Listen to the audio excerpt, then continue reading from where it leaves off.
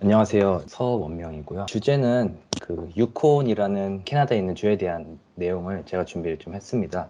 유콘이 제가 인연이 닿게 된 계기가 이제 대학교에 있을 때 이제 유콘이라는 곳에 교환학생으로 가게 되었었는데요. 근데 유콘이 아무래도 많은 분들이 모르실 거라고 저는 생각을 해서 유콘이 어떤 곳이고 그리고 이제 중간중간 제가 경험했던 거를 좀 말씀을 드리면서 그렇게 한번 진행을 해보도록 하겠습니다. 유콘이 어디 있냐? 사진에 보시는 것처럼 왼쪽에 캐나다의 북부.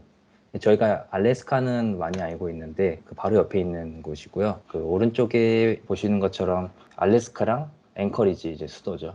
인접해 있는 테리토리입니다. 사실 이게 유콘은 인구가 많지 않아서 프로빈스 주가 아니고 준주로 지금 분리가 되어 있습니다.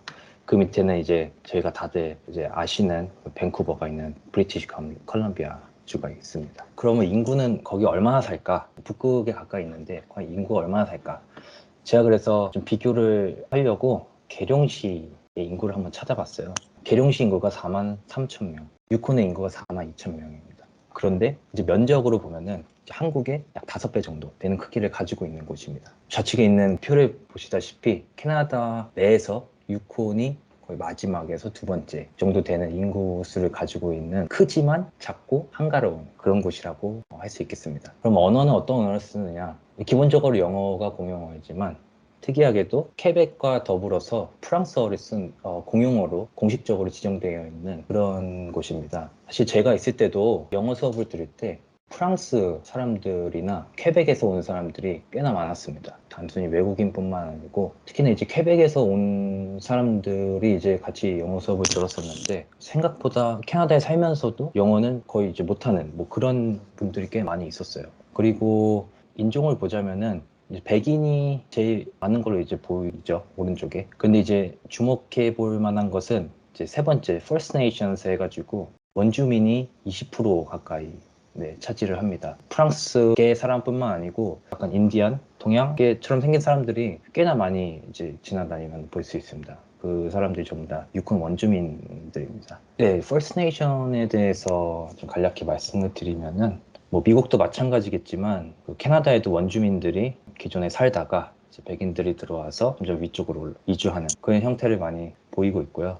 보시는 것처럼 사실 역사를 제가 조금 봤는데 외모가 동양인하고 비슷하죠. 보니까 엄청 예전에 아시아에서 넘어왔다. 뭐 이런 기록이 되어 있는 거 보니까 예전에는 알래스카가 러시아랑 연결돼 있는데 넘어가지 않았을까. 그런 게 이제 공식적으로 홈페이지에 나와 있습니다. 그렇지만 이제 한편으로는 평범하게 사는 그런 원주민들도 있지만 많은 분들이 이제 홈레스나 이제 마약에 취해 있고 술에 취해 있고 밤낮 가리지 않고 그런 사람들이 꽤나 이제 다운타운에 많이 있는 걸 볼 수 있는데 이제 정부에서 이제 아무래도 보조금이 많이 나오고 하니까 일을 하지 않고 좀 더 놀고 먹고 뭐 약간 그런 느낌으로 사는 분들도 많이 볼 수 있습니다. 근데 밴쿠버나 토론토 이런 대도시에 가면은 원주민을 볼 확률은 제 경험으로는 거의 없었던 것 같아요.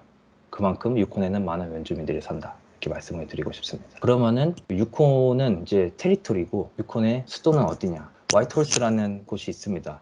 그 왼쪽 사진 여기에 보시는 게 전부 다예요. 여기가 이쪽이 이제 거주 단지고 여기가 다운타운, 여기가 공항 이렇게 되고 나머지는 다 산, 그다음에 호수, 숲, 강 이렇게 구성이 되어 있습니다. 아주 작은 도시인데 유콘 인구의 75%가 화이트홀스에 살고 있습니다. 이제 다운타운 사진을 제가 구글링에서 좀 가져왔는데요. 여기가 이제 메인 스트리트인데 유콘이 사실 예전에는 골드러시라고 해가지고 그때 이제 전 세계 많은 사람들이 금을 캐러 붐이 이럴 때가 있었는데 그때 번성했던 그런 테마를 계속 유지를 하고 있습니다. 여기 화이트홀스는 좀 덜한데 위쪽 조그만 뭐 마을로 올라가면은 마이닝 인더스트리가 굉장히 활발하고요. 그런 관광단지도 예전에 그런 광산 채취 그런 기록들이 잘 보존되어 있고 이제 관광할 수 있게끔 되어 있습니다. 메인 스트리트 사진에 보시면 약 옛날 미국 서부 그런 느낌을 가지고 있다는 거를 이제 보실 수 있습니다. 큰 도시들은 조금 이게 큰 건물도 있고 뭐 그런데 아주 아담한 다운타운입니다. 그러면은 날씨는 어떻냐? 날씨는 사실 상당히 춥습니다. 아까 지도에서 보신 것처럼 북아메리카 거의 최북단에 있고 그렇기 때문에 왼쪽 사진이 과장된 게 아닙니다. 저도 교환학생 할 때 버스를 주로 타고 다녔었는데요. 눈썹은 기본이고 콧속까지 5분도 안 돼서 바로 얼어가지고 숨 쉬는 게 조금 어렵다. 겨울엔 상당히 춥고요. 1월 달에는 온도가 최대 마이너스 10도, 최저 마이너스 20도. 근데 이게 평균이기 때문에 사실 마이너스 30도까지 내려가는 날도 많고 그렇습니다. 반면에 여름에는 그럼 따뜻하느냐? 여름에도 사실 최고 기온이 20도밖에 안 되죠. 더울 때도 10도 이하 최저 기온일 때가 많습니다. 캐나다 자체가 좀 춥긴 한데 유코는 사실 더 춥고요. 그리고 기상 예보를 보면은 0도에서 마이너스 10도까지는 되게 따뜻하다, 춥지 않다, 그 얘기 예보를 합니다. 마이너스 10도 밑으로 내려가야 좀 추우니까 조심해라, 이렇게 할 정도로 많이 추운 곳이고, 한국하고 비교했을 때는 마이너스 5도만 내려가도 한파특보, 주의보 이렇게 하는데, 여기 현지인들은 실제로도 한 마이너스 5도 정도 되면은 이제 봄이다, 그래서 반팔 입고 다니는 사람도 많이 있습니다. 여기 북쪽이다 보니까 특이한 점이 하나 있는데요. 바로 백야 현상과 극야 현상이 있습니다. 북쪽에 위치한 국가들은 백야 현상이 나긴 하는데요. 여기 지금 보시는 것처럼 6월 달에는 해가 뜨고 질 때까지 19시간 정도, 밤 11시 반 정도 돼야 해가 이제 지는. 그리고 겨울에는 반대로 극야 현상. 해가 5시간밖에 뜨지 않습니다. 그래서 사실 학교 다닐 때 끝나고 한 2시, 3시 되면은 이제 해가 거의 뭐 넘어가서 이제 저녁이고요, 겨울에는. 여름에는 반대로 집집마다 암막 커튼이 여기는 이제 필수입니다. 근데 이제 거꾸로 말하면은 여름에는 액티비티를 정말 할 게 많고 많은 시간을 쓸 수가 있다, 뭐 이런 장점이 있습니다. 코온이 작은 도시다 보니까 이제 교통은 되게 불편합니다. 노선이 한 6개 정도가 되고요. 지하철은 당연히 없습니다. 버스는 1시간에 한 대, 그리고 일요일에는 버스가 아예 없습니다. 그래서 차가 없는 그런 사람들 같은 경우에는 상당히 이제 사는데 불편함이 있습니다. 그럼에도 불구하고 왜 이렇게 많은까지는 아니지만 이민자들과 사람들이, 캐나다 사람들이 이렇게 유콘에서 살까? 제가 생각하는 최고의 장점은 장학금 제도가 아닐까라는 생각을 하는데요. 실제로 유콘에서 고등학교를 2년 정도 다니면 졸업해서 대학교를 갈 때 유콘에서 일주에 145불을 줍니다. 공부를 하라고 대학교를 가서. 학비를 이제 보조를 해주는 거죠. 보시는 것처럼 170주를 평생 살면서 바로 이제 뭐 갈 필요도 없고, 고등학교 졸업하고 한 3, 4년 일하다가 대학교 가서 공부해야겠다 하면 그때부터도 줍니다. 아니면 대학교 먼저 가서 공부하다가 중간에 쉬고 다시 공부해도 주고, 총 170주 그랜트를 주고요. 학사 기준으로 다 100% 커버는 아니지만 그래도 절반 정도 도메스틱 기준으로 상당한 도움이 되는 거죠. 더 좋은 점은 캐나다 어디에 있는 뭐 대학교를 가도 다 지원을 해줍니다. 타지에서 공부하다가 부모님이 보고 싶어 하니까 1,500불을 주면서 비행기 값으로 해라, 트래블 어마운트라고 이제 나와 있죠. 네. 그래서 제가 있을 때도 이렇게 보면은 이민자들 같은 경우 뭐 밴쿠버에서 살다가 이제 아이들이 이제 고등학교 정도 되면은 유콘에 와가지고 한 2년 정도 살고, 그래서 이제 다시 다른 도시로 가고, 뭐 이런 경우가 상당히 많습니다. 이 지원을 받으려고. 아마 이게 최고의 복지가 아닐까, 여기 이제 유콘에 사는 게, 저는 그렇게 생각을 합니다. 지금까지 이제 유콘에 대해서 설명을 드렸는데요. 지금부터는 빠르게 자연이나 관광 명소 간략하게 설명을 드리고 마치고자 합니다. 이게 실제로 왼쪽에 있는 사진이 유콘에서 흔하게 볼 수 있는 풍경입니다. 야생동물도 사람이 적다 보니까 자주 볼 수 있는 그런 곳입니다. 야생동물에 대해서 좀 말씀을 드리면, 단연 뭐 캐나다는 사실 많은 야생동물이 있지만 캐나다 가서 보고 싶은 야생동물이 있다 라고 했을 때 저는 곰이라고 생각을 하거든요. 캐나다 사람들도 대도시 사는 사람 기준으로는 사실 잘 볼 수 없는 동물이기 때문에, 유콘 사이트에서 가지고 온 게 있는데, 얼마나 곰이 많이 출몰을 하면은 곰을 만났을 때 행동 강령 뭐 이런 내용이 있는데, 좀 주목해야 될 부분은 흔히 동화 속에서 나오는 뭐 곰 만났을 때 죽은 척 하면은 된다, 그게 사실인 것 같아요. 여기 보면은 플레이 데드라고 되어 있는 거 보니까. 한 가지 더 주목해야 될 부분이, 만약에 곰이 공격을 하면은 같이 싸워라, 별의별 걸 다 해도 안 되면 싸워라, 그때는 굿럭 이거죠. 어떤 무기든 이제 손에 잡히는 대로 싸워서 이겨라, 이런 내용을 좀 볼 수가 있습니다. 그리고 실제로 이게 기사인데요. 얼마나 곰이 이제 학교에 많이 출몰을 하면은 곰은 어디서든 볼 수 있다. 실제로 제가 있을 때도 이제 어느 날 수업을 끝나고 집에 가려고 하는데 문이 다 잠겨 있던 경우가 있었어요. 그래서 왜 그런지 이제 봤더니 곰이 주변에 있다, 나가지 마라, 이런 경험도 있었는데요.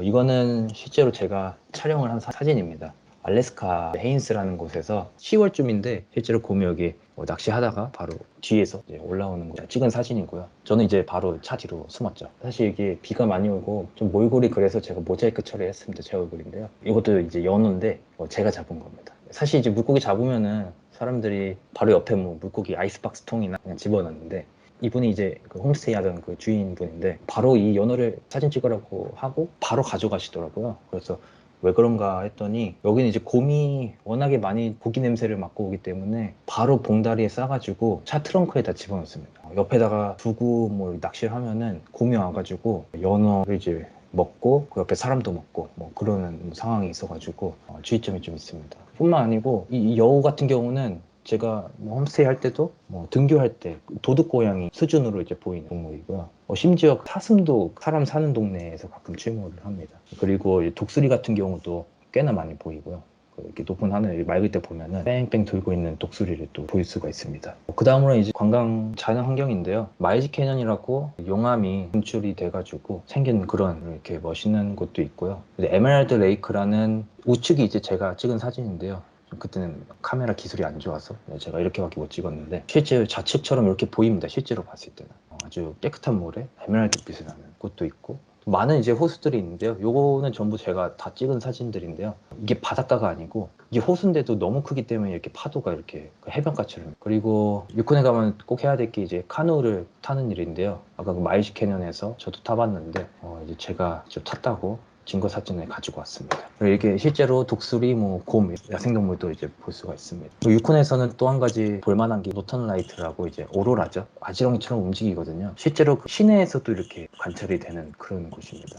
더 북부로 가면은 더 진하게 볼 수 있지만 저도 거기 살 때 그냥 뭐 집에 갈 때 밤에 하늘 쳐다보면 이제 오로라가 보이고 뭐 그러기도 했었는데요. 그리고 이제 온천이 유일하게 있는데 이제 워낙에 춥다 보니까 콘테스트를 합니다. 재밌는 사진을 찍어서 올리는 컴피티션에 참여하는 그런 경우도 있습니다. 그에 걸맞지 않게 이제 사막이 있는데요. 칼크로스 데설트라고 사방 이제 호수 나무로 둘러싸인 곳인데도 이런 사막이 존재하는데 여기서 진짜 가보면은 좀 신기하다. 자연이 정말 대단하구나 이런 생각을 하게 됩니다. 그리고 여기는 이제 알래스카인데요.